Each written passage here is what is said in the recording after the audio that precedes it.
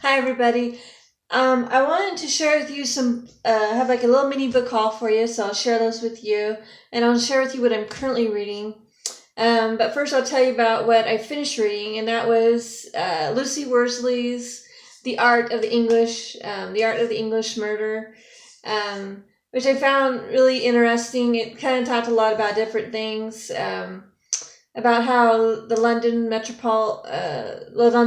police force got started Scotland Yard, and like main cases that kind of push things along the way as far as the growth in capturing criminals and stuff like that. And it talks about mystery writers like Agatha Christie. Dorothy L. Sayers and stuff like that. And I found like the last little bit part of the book was about different authors, mystery authors and stuff that I haven't read yet. So I'm like, okay, I guess now I got a whole bunch of other books on my TBR. So yeah. So anyway, I gave it like a 3.5 star out of 3.5 out of 5 stars. So, so it was all right. It was good. It was good. Okay, moving on to what I'm currently reading.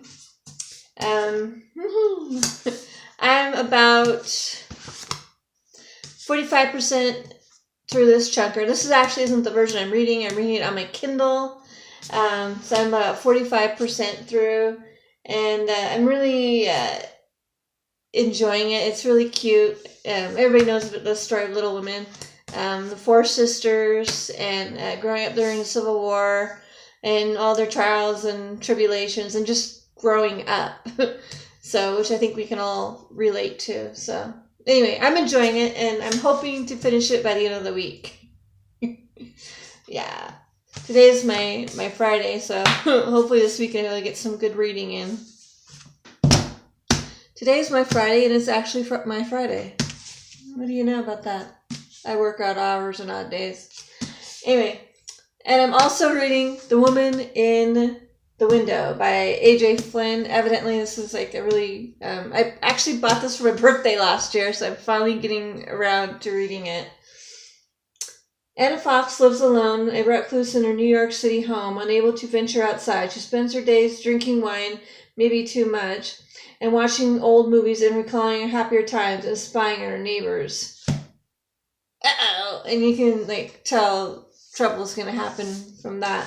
I'm only on page, 45 in this. I really haven't gotten, but hopefully I'll finish these two by the end of the month.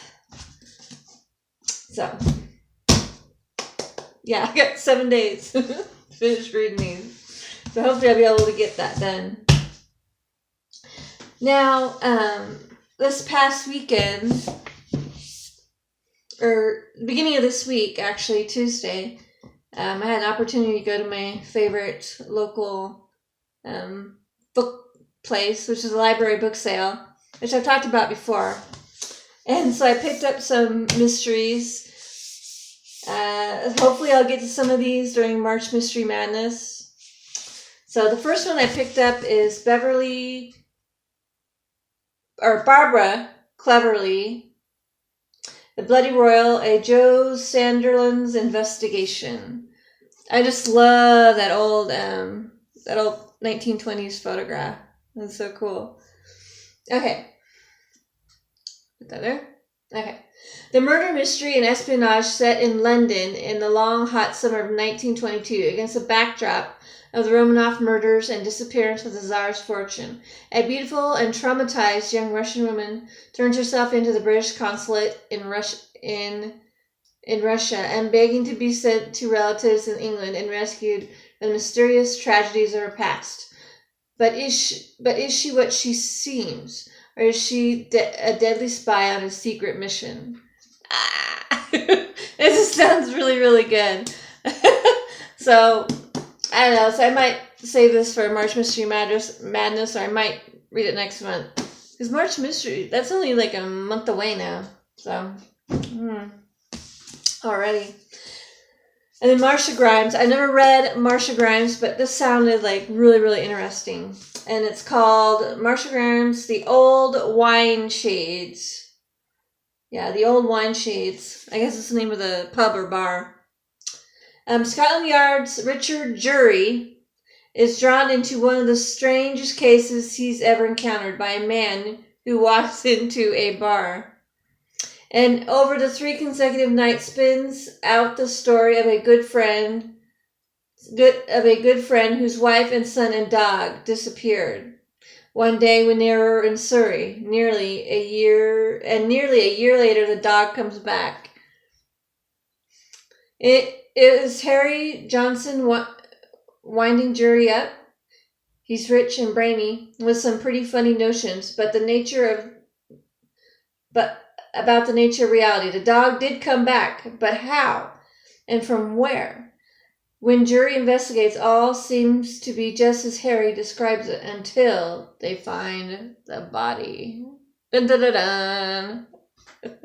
So anyway, this sounded really, really good. Hooray for the local library. Okay. And now I've been collecting these versions of Agatha Christie's. I have 12 or 13 of them. So I spied these on my last time I was there, so I picked these up. And this one is called Agatha Christie, The Moving Finger. Yeah, The Moving Finger, a Miss Marple Mystery.